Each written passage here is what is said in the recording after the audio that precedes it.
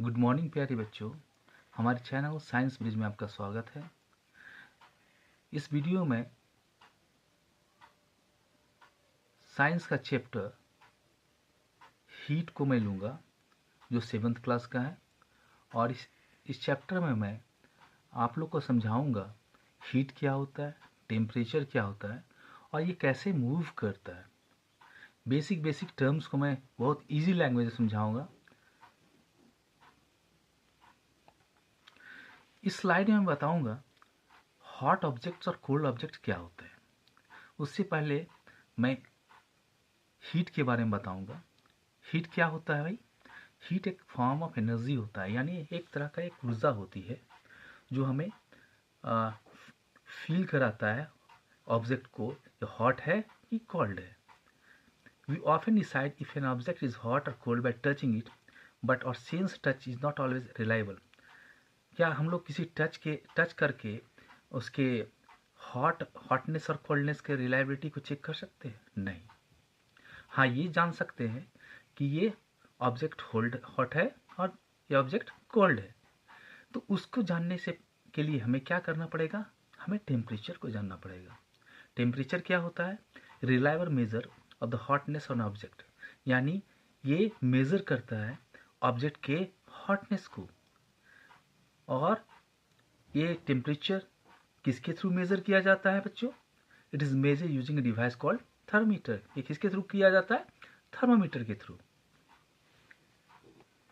अब ये थर्मामीटर कितने प्रकार के होते हैं?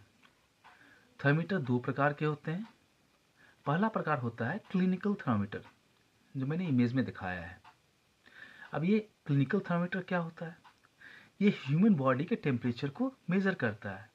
आपने देखा होगा जब आप बीमार पड़ते होंगे तो डॉक्टर ये थर्मामीटर लेके आता है और बॉडी को चेक करता है कि हमें बुखार है कि नहीं है। इसकी बनावट कैसी होती है?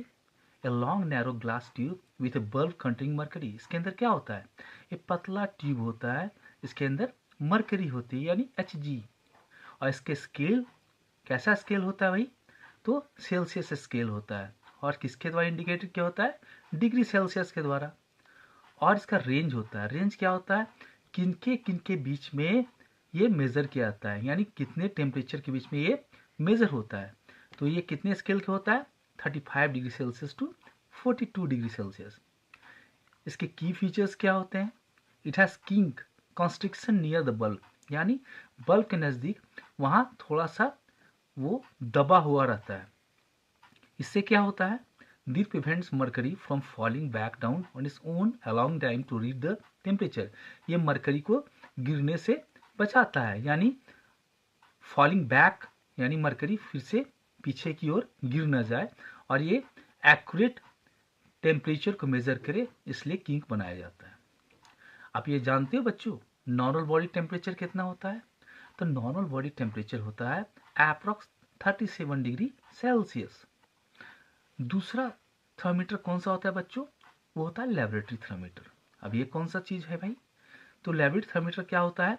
हम साइंस लैब में आपने देखा होगा, आप जब स्कूल में पढ़ते होंगे, आपके स्कूल में भी लैब्स होगा।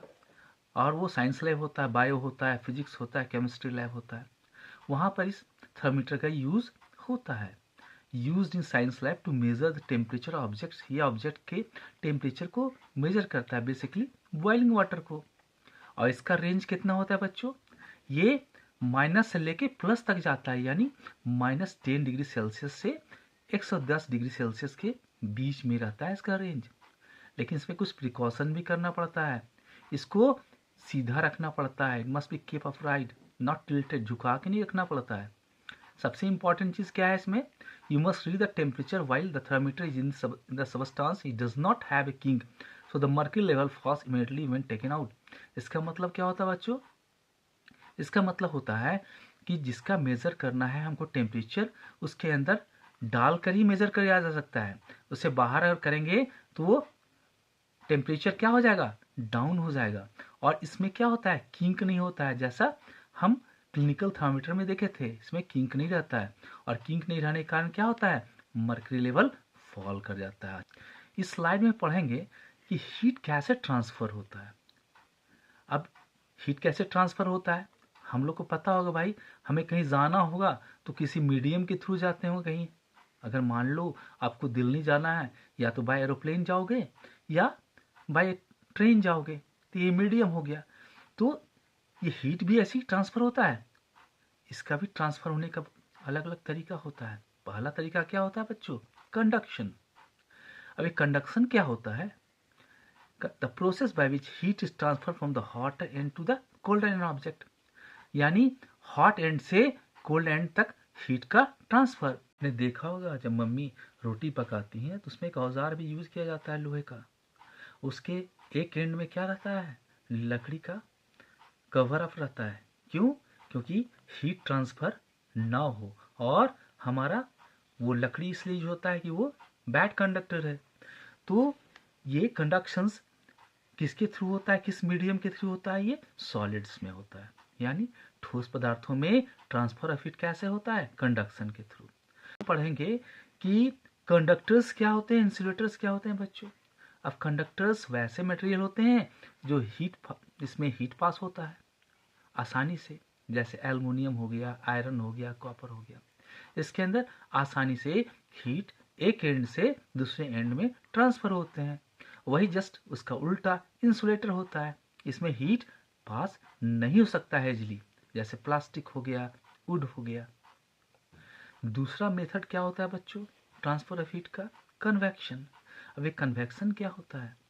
The transfer of heat through the movement of particles with in fluids, liquid gases. ये फ्लूइड्स क्या होते हैं? जो फ्लो करते हैं, यानी फ्लो कौन कर सकता है? लिक्विड और गैसेस।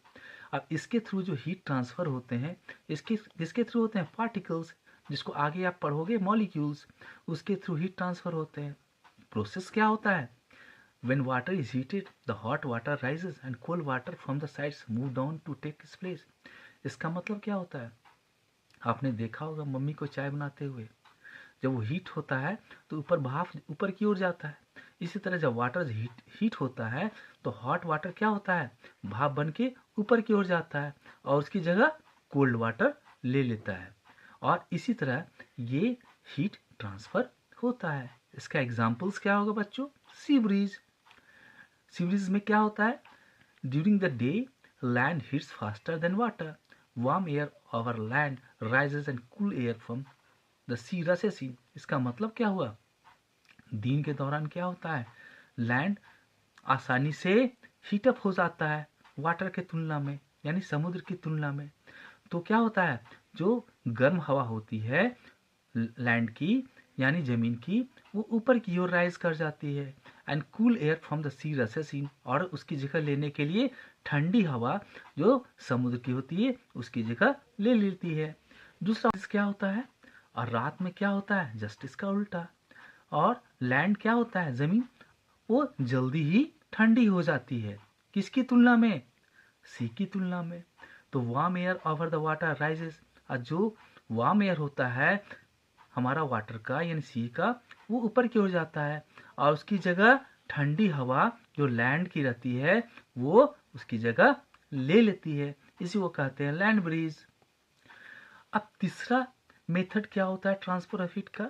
तीसरा होता है रेडिएशन। अब ये रेडिएशन क्या होता है? The transfer of heat that does not require any medium, यानी वैसे हीट ट्रांसफर जिसमें कोई मीडियम की आवश्यकता न हो, यानी सनरेज। अब एग्जांपल्स क्या है इसका भाई? The heat from the sun reaches us through radiation, space has no air, यानी अब जो सन का हीट होता है हमारे पास कैसे पहुंचता है? ये रेडिएशन के थ्रू होता है, यानी वैक्यूम में ये ट्रांसफर होता है। वैक्यूम मतलब उसके अंदर कोई मीडियम नहीं, यानी कोई ऑब्जेक्ट्स नहीं होते हैं, यानी ना एयर होते हैं ना वाटर होते हैं, कुछ भी उसके अंदर नहीं होता है, यानी इसको वैक्यूम कहा जाता है। जैसे हम sitting in front of room heater, दूसरा एग्जांपल्स है। रूम हीटर के सामने अगर बैठते हैं तो हमको गर्मी महसूस होती है, वो रेस के थ्रू होती है। और एक चीज और आपको पता है बच्चों, जितने भी हॉट बॉडीज है ना वो हीट को रेडिएट करते हैं, समझे? इस स्लाइड में मैं बताऊंगा कि कौन कौन कपड़े हमें पहनने चाहिए, काइंड्स ऑफ क्लोथ्स वियर। कब? समर के दौरान और विंटर सीजन के दौरान। तो समर के दौरान हम कौन सा कपड़े पहनते हैं? आपने पहना होगा लाइट कलर्ड क्लोथ्स यानी हल्के रंग के। अब ऐसा क्यों? तो light colour reflects most of the heat that falls on them, this keeps us cool. यानी जितने भी हल्के रंग के कपड़े होते हैं वो क्या करते हैं, हीट को रिफ्लेक्ट कर देते हैं, यानी हमें गर्मी महसूस नहीं होती है। क्या महसूस होती है बच्चों? ठंडा। और विंटर के दौरान कौन से कपड़े पहनते हैं? डार्क कलर क्लोथ यानी गहरे रंग के।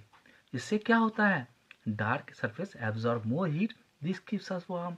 यानी जो डार्क कपड़े होते हैं वो हीट को क्या करते हैं, सोख लेते हैं यानी एब्जॉर्ब कर लेते हैं। इससे क्या होता है, हमें गर्म महसूस होती है यानी गर्म लगती है। इस स्लाइड में मैं पढ़ूंगा व्हाई वूल इन विंटर। अब विंटर सीजन में हम वूलन क्लोथ्स क्यों पहनते हैं, इसका क्या कारण है बच्चों? क्यों वूलन क्लोथ्स आप पहनते होंगे तो आपको गर्मी लगती होगी, ऐसा क्यों? Wool is a poor conductor of heat and insulator. Wool क्या होता है, ये पुअर कंडक्टर, आपने पहले पिछले स्लाइड में पढ़ा था ना, कंडक्टर इंसुलेटर। तो ये क्या होता है, वूल पुअर कंडक्टर होता है, किसका? हीट का, यानी इंसुलेटर है। अब इंसुलेटर होने के कारण क्या होता है, there is air trapped in between the wool fibres. Wool fibres के बीच में हवा फंस जाती है। अब हवा फंसने से क्या होता है, this air prevents the flow of heat from our body to the cold surrounding keeping us warm. और ये जो ट्रैप्ड हवा है वो पुअर कंडक्टर ऑफ हीट है। इससे क्या होता है, हमारा सराउंडिंग से हीट क्या होता है, ट्रांसफर नहीं होता है, यानी कोल्ड सराउंडिंग से हीट ट्रांसफर नहीं होता है। इससे क्या होता है, हमें गर्मी लगती है। इस स्लाइड में मैं टोटल जो मैंने पढ़ा उसको समराइज करूंगा, यानी क्विक रिकैप। चलिए मेरे साथ आप कीजिए। पहला पॉइंट है temperature is measure of hotness. Temperature क्या है, ये एक मेजरमेंट है हॉटनेस का। दूसरा क्या होता है, क्लिनिकल थर्मोमीटर्स क्या होते हैं, मैंने पढ़ाया था। ये क्या करते हैं, हमारे बॉडी टेम्परेचर को मेजर करते हैं। और दूसरा मैंने बताया था बच्चों, लेबोरेटरी थर्मोमीटर, जो लेबोरेटरी में अदर ऑब्जेक्ट्स के टेम्परेचर को मेजर करते हैं। थर्ड पॉइंट में लिखा है मैंने, heat flows from body higher temperature to lower temperature. Heat कहाँ से फ्लो करते हैं, हाई टेम्परेचर से लो टेम्परेचर की ओर। और चौथा मैंने बताया था, ट्रांसफर ऑफ हीट यानी कंडक्शन किस में होती है, सॉलिड्स में। और नेक्स्ट में बताया था कन्वेक्शन। कन्वेक्शन कहाँ होता है, गैसेस एंड लिक्विड्स में यानी फ्लूइड्स में। और इसके अलावा मैंने सी और लैंड ब्रिज भी बताया था। इसके अलावा एक और ट्रांसफर ऑफ हीट होता है, वो क्या होता है, रेडिएशन। इसमें मीडियम की आवश्यकता नहीं होती है, जैसे सन रेज। थैंक यू बच्चों।